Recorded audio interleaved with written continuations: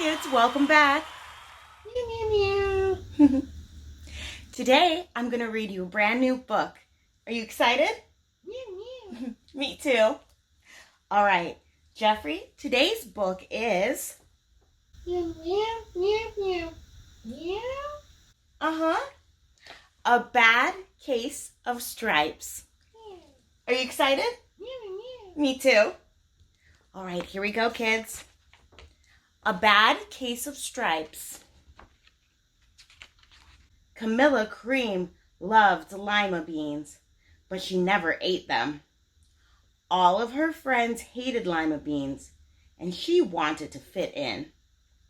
Camilla was always worried about what other people thought of her. Today, she was fretting even more than usual. It was the first day of school, and she couldn't decide what to wear. There were so many people to impress.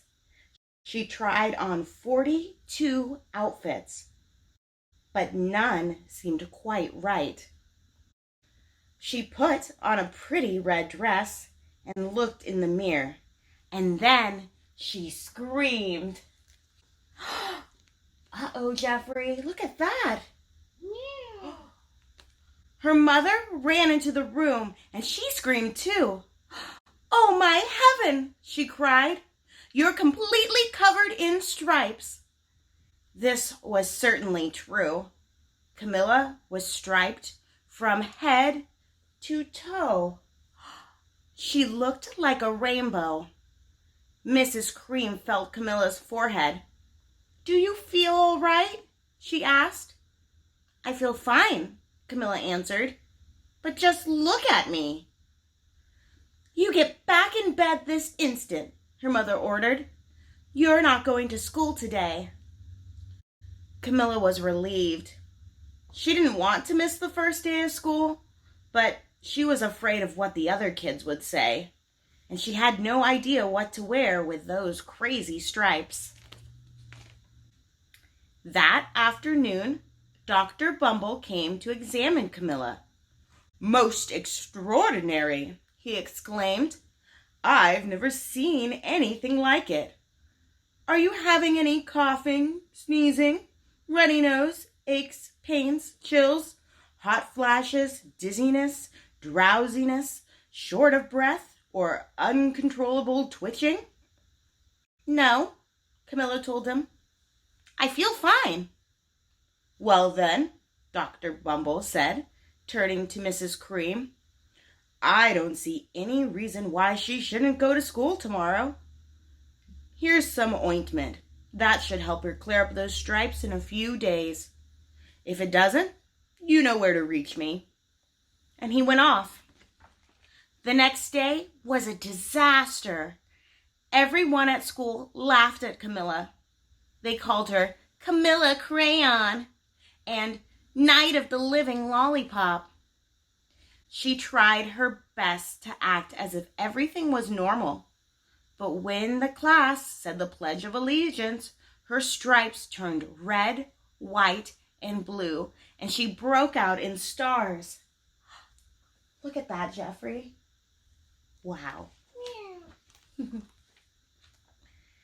The other kids thought this was great. One yelled out, Let's see some purple polka dots. Sure enough, Camilla turned all purple polka dotty. Someone else shouted, Checkerboard! And a pattern of squares covered her skin. Soon everyone was calling out different shapes and colors. Poor Camilla was changing faster than you can change channels on a TV.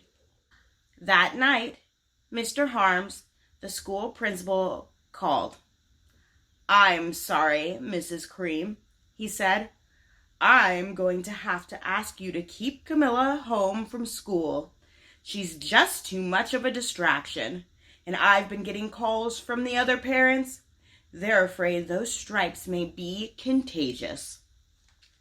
Camilla was so embarrassed. She couldn't believe that 2 days ago everyone liked her. Now nobody wanted to be in the same room with her. Her father tried to make her feel better. Is there anything I can get you, sweetheart? He asked. "No, thank you," sighed Camilla. What she really wanted was a nice plate of lima beans, but she had been laughed at enough for one day.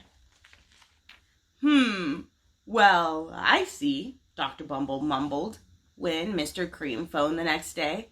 "I think I'd better bring in a specialist. We'll be right over." About an hour later, Dr. Bumble arrived with 4 people in long white coats. He introduced them to the Creams.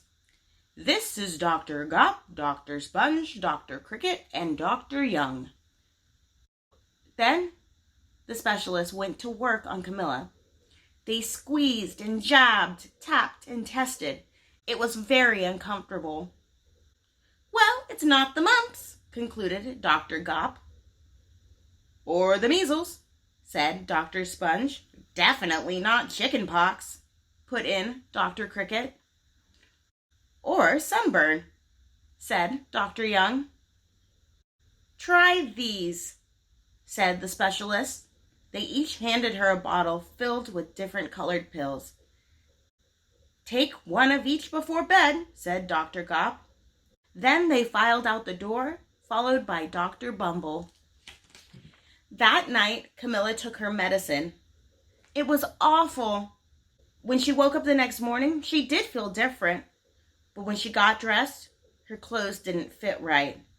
She looked in the mirror, and there, staring back at her, was a giant, multicolored pill with her face on it.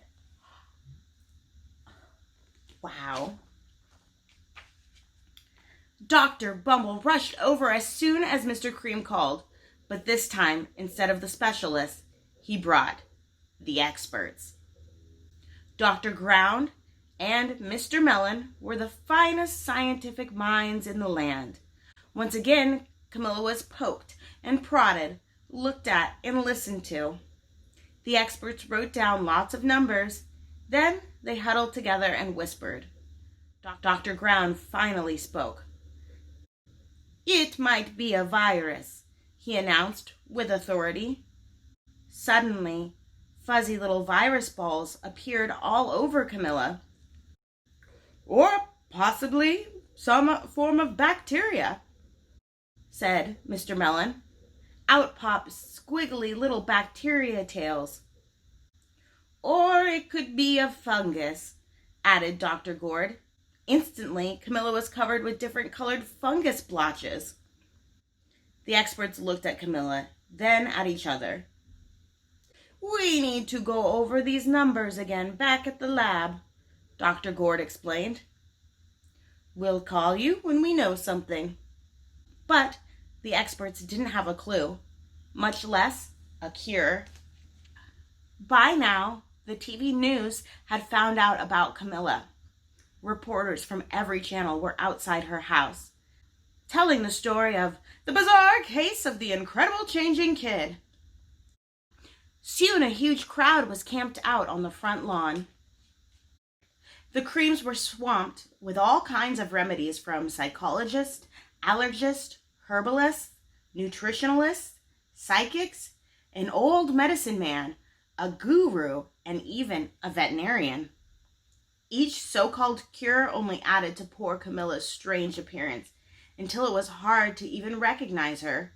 She sprouted roots and berries and crystals and feathers and a long furry tail, but nothing worked. One day, a woman who called herself an environmental therapist claimed she could cure Camilla. "Close your eyes," she said. "Breathe deeply and become one with your room." "I wish you hadn't said that," Camilla groaned. Slowly, she started to melt into the walls of her room. Her bed became her mouth, her nose was a dresser, and 2 paintings were her eyes. The therapist screamed and ran from the house. "What are we going to do?" cried Mrs. Cream.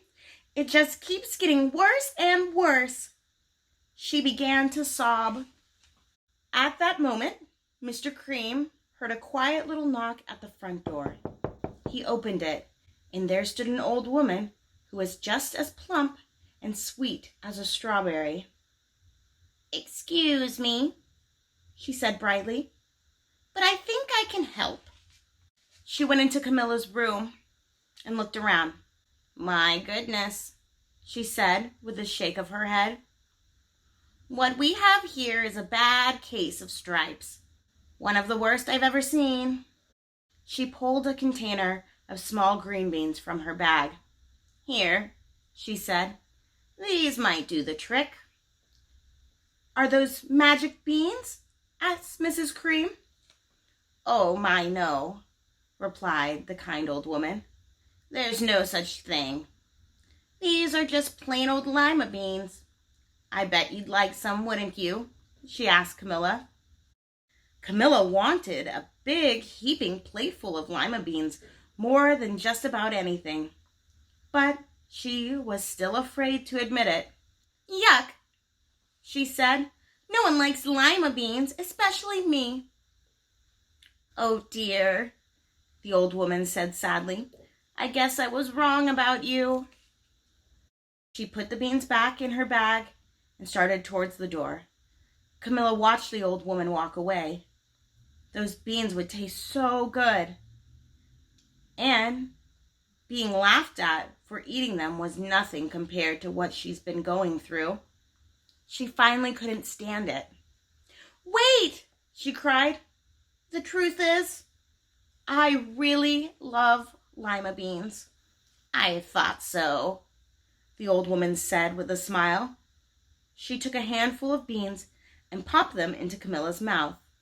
"Mmm," said Camilla. Suddenly, the branches, feathers, and squiggly tails began to disappear. Then the whole room swirled around. When it stopped, there stood Camilla, and everything was back to normal. "I'm cured!" she shouted. "Yes," said the old woman. "I knew the real you was in there somewhere." She patted Camilla on the head, then went outside and vanished into the crowd.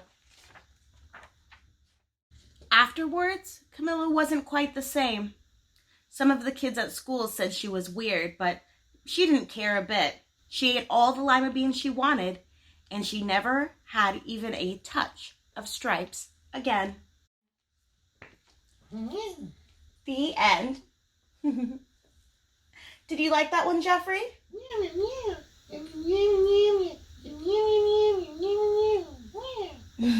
Me too. You know, I'm really hungry for lima beans now. All right, we'll go get some. All right, kids, that was fun, and we'll see you the next time. Bye.